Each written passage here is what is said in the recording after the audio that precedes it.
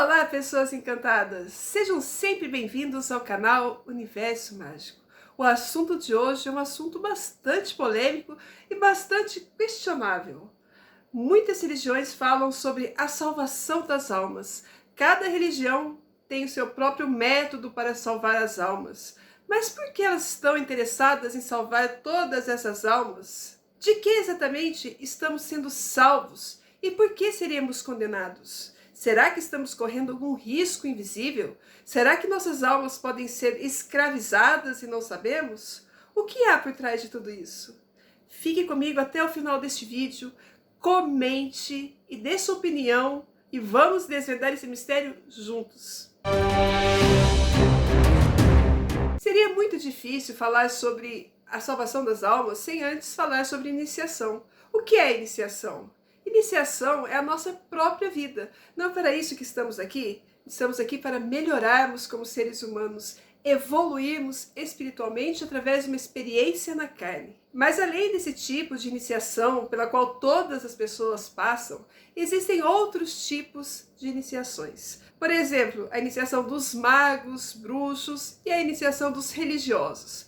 Qual a diferença entre a iniciação dos religiosos, das pessoas comuns e dos magos? Pois bem, as pessoas comuns aprendem com a experiência do dia a dia, sem ter um aviso prévio, sem ter uma noção básica do que está acontecendo. E a iniciação religiosa é aquela que o ser humano aprende através da obediência, da humildade, e ela é guiada por alguns preceitos religiosos. E a iniciação mágica, a iniciação dos bruxos, é a iniciação através do conhecimento. Nós estudamos e associamos esse conhecimento com a nossa vida, com as leis universais. A iniciação dos sacerdotes religiosos também é uma iniciação conforme dos bruxos e magos, através do conhecimento. Só que a missão deles é guiar as massas através de regras que são criadas por suas religiões. Eles dizem muitas vezes que as pessoas não estão preparadas para ouvir a verdade ou para ter um conhecimento mais profundo. Mas a verdade é que muitas pessoas também não querem esse conhecimento. As pessoas querem viver bem, viver feliz nas suas vidas, sem se preocupar com o céu, o inferno, ter conhecimentos mágicos ou conhecimento de segredos universais. A maioria das pessoas quer apenas viver, não é verdade? E viver bem. E muitas vezes elas buscam as religiões ou buscam a magia para resolver algum problema temporário na sua vida, que seja financeiro, que seja de amor, abertura de caminhos, saúde, enfim, ela quer apenas viver e não descobrir mistérios e nem aprender sobre eles. Então, muitas pessoas entram numa religião e seguem esses preceitos e pensam, se eu for bem, se eu for boa pessoa e fizer tudo bem, estarei salva. Salva de quê, afinal? Poucas pessoas param para pensar, do que eu estou salva? Do demônio? De queimar a minha alma eternamente no inferno? Mas que coisa é essa? Por que a minha alma queimaria eternamente por algum ato humano que eu venha praticar aqui durante a minha estadia na Terra? Essa coisa de bem e mal é muito relativo. E os nossos conceitos humanos também são muito relativos. De que realmente estamos sendo salvos? O que essas religiões estão nos oferecendo? E digo mais que isso. Muitas religiões são idênticas. Elas pregam a mesma coisa, os mesmos preceitos. No entanto, condenam outras religiões que são iguais às delas. O importante para elas é que você cultue o nome do Deus dela, da religião dela, e não que pratique atos perfeitos conforme elas pregam. Ainda que seja idêntico, ela condena o outro Deus como se fosse um demônio, e que se você o cultuasse, então você vai para o inferno. Por que de tudo isso? A primeira coisa que a maioria das pessoas pensam é que as religiões foram criadas pelos homens para conduzir os homens. Isso também é verdade. Mas vamos pensar um pouco mais além, vamos além dos homens, do poder, da política, da economia, de tudo isso. As entidades existem, tanto as boas quanto as más, e nós sabemos disso. Nós temos experiências com elas. Desde que o mundo é mundo, o ser humano sabe da existência desses deuses, desses espíritos malignos e da existência da sua própria alma. Por que as religiões estão tão preocupadas com a nossa alma? Se sou eu individualmente que vou morrer e que vou para o inferno e que irei perder minha alma, o que isso importa então para uma religião? E por que espíritos malignos estão tão interessados na nossa alma? Não parece um pouco estranho? O que é, de fato, a nossa alma? Na Bíblia, Jesus disse de que vale ganhar o mundo se por acaso você vier a perder a sua alma. De que vale? O que é a sua alma? Você já viu? Você já pegou? Você está usando? Você nem sabe como ela é de fato. Mas o que ela é? Por que ela é tão valiosa e tão importante para essas entidades? A nossa alma é tudo aquilo que a gente é a nossa essência, é a nossa vida, é a nossa vontade. Quando vemos uma obra de arte muito linda, muito bem feita, a gente diz, nossa, o artista colocou ali a sua alma, a sua identidade. Então, se por acaso eu estou vendendo a minha alma num pacto com o demônio, eu estou entregando a ele a minha vontade, tudo aquilo que eu sou, ou seja, obediência total para esse demônio. Então, sabiamente, Jesus disse de que vale ganhar o mundo se você vier a perder a sua alma. Você vai ganhar riquezas por um tempo e depois irá perder a sua alma para sempre, ou seja, a sua vontade, o seu livre-arbítrio, a sua essência. Então, realmente, não vale nada, não é verdade? Mas é somente através de pactos que a nossa alma é escravizada. Quando a gente entra para uma religião, é como se a gente estivesse escolhendo um partido. Então, a gente tem que saber que partido. O que as religiões nos oferecem? Proteção espiritual, um bom lugar no paraíso depois da nossa morte. Por que precisamos tanto dessa proteção espiritual? O que vai acontecer conosco então quando morremos? Por que colocamos cruzes e outros símbolos de proteção no túmulo das pessoas? Colocamos para que elas não saiam, não ressuscitem ou de repente saiam dali assombrando as pessoas? É claro que não, o espírito não vai ficar ali no túmulo para sempre. Colocamos ali para proteger o corpo. Por quê? Uma célula do nosso corpo, o nosso DNA, contém toda a informação de tudo que somos. Ou seja, o nosso espírito pode ser acessado através do nosso corpo.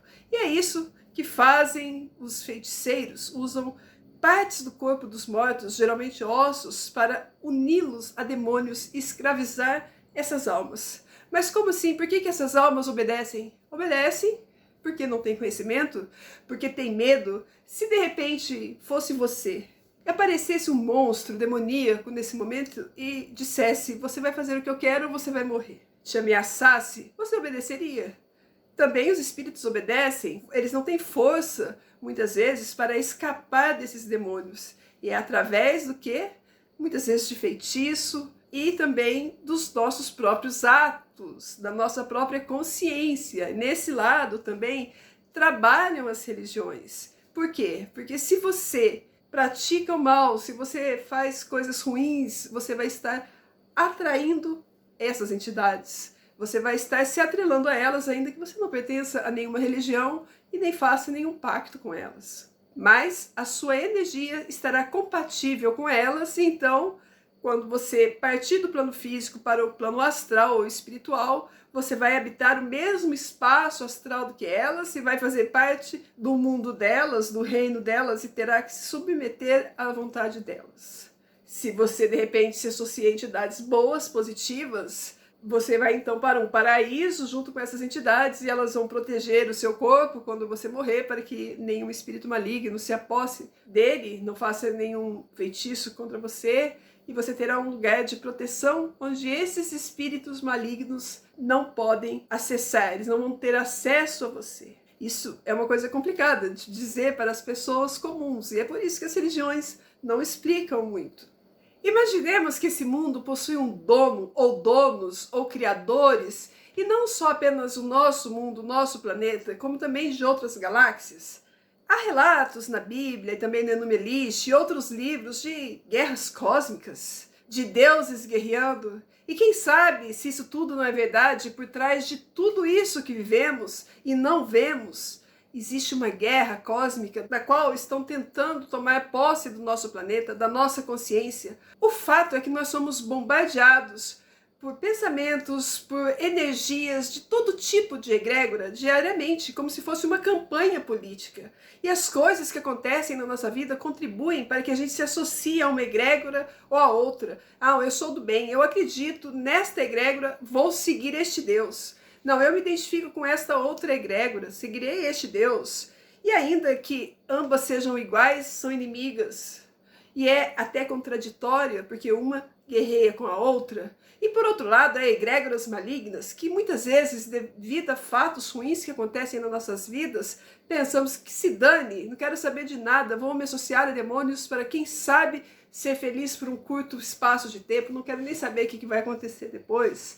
Existem mil coisas. O fato é que é tão intrínseca a nossa existência, há tantas coisas por trás disso, que nós viemos com missões na nossa vida. Nós temos vidas passadas, encontramos almas gêmeas, temos marcas no nosso corpo que indicam o tipo de missão que a gente deve seguir. A gente vem exatamente como fomos moldados no astral. A nossa astrologia comprova isso. Então, é muito mais complexo do que a gente imagina. A gente até mesmo se apaixona por algumas pessoas com as quais temos missões a cumprir para que possamos fazer alguma coisa, muitas vezes em prol de uma egrégora ou de outra, ou de defender a humanidade. O que será que está acontecendo por trás de tudo isso? O que você acha que está acontecendo? Que existem espíritos malignos tentando destruir a raça humana? Que existem outras entidades que estão tentando dominar a Terra? Entidades benignas que querem nos salvar? Os verdadeiros criadores? O que será que está acontecendo por trás de tudo isso? O que você imagina na sua mente? Por que querem a nossa alma? Tanto espíritos benignos quanto malignos, tantos religiosos, nas egrégoras positivas, querem que nós os sigamos e nos oferecem coisas como paz, paz de espírito, paraíso, uma vida eterna após a morte. E as egrégoras malignas nos oferecem riqueza, fama, poder, não sei. Estão sempre oferecendo algo como se fosse uma campanha política. Porque querem a nossa alma, que é a nossa essência. Ou seja, quando a gente partir deste mundo para o outro mundo espiritual, certamente vamos fazer parte de um grupo ou de um exército. E eu acredito que esse é o verdadeiro propósito. O verdadeiro propósito é angariar almas. E quantas mais almas, mais poderes os espíritos terão. É claro que nem todos são malignos, mas de qualquer forma a gente está sendo escravizado, tanto por um quanto por outro. É uma questão de escolha. Eu quero estar deste lado ou quero estar do outro lado. Ou eu quero apenas ter conhecimento e estar livre da Matrix. E você? O que você acha disso? Eu acredito que a única coisa que realmente pode nos escravizar é a ignorância. A ignorância é a verdadeira trevas, a falta de conhecimento. Se a gente não tiver conhecimento, estaremos sujeitos a um ou a outro, onde quer que estejamos. Então é muito importante a gente estudar e ter conhecimento para poder estar livre de sermos escravos e de termos medo e obedecermos a quem quer que seja. Não importa, do lado que nós estivermos, com certeza vamos ter que escolher um lado. Que seja pela nossa própria escolha e pela nossa própria vontade. Nós imaginamos que todas as pessoas, quando morrem, devem fazer a passagem para ir para algum lugar. Mas não sabemos muito bem que lugar é esse, se é o paraíso, se é o inferno, se é o purgatório, se é o nirvana, a terra do sol. Não sabemos. Acreditamos que seremos levados para onde a nossa energia tem mais afinidade, os nossos pensamentos, ou para o Deus que rezamos. No entanto, existem muitos espíritos aqui na Terra que não fizeram a passagem e muitas vezes não conseguem fazer a passagem porque estão escravizados